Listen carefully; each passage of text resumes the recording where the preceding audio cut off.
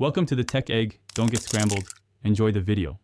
You have both SIMs active. Now start verifying the one you want Truecaller to prioritize. Open Truecaller, go to Menu Settings, and choose Caller ID.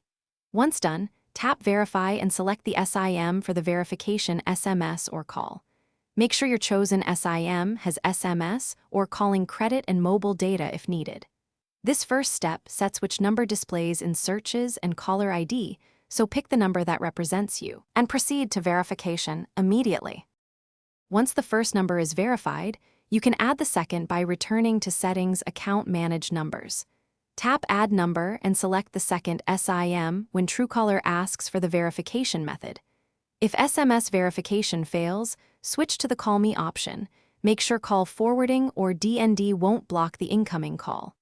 After verification, flag which number you want shown on your profile or keep both listed. This helps Truecaller match incoming calls to the correct identity.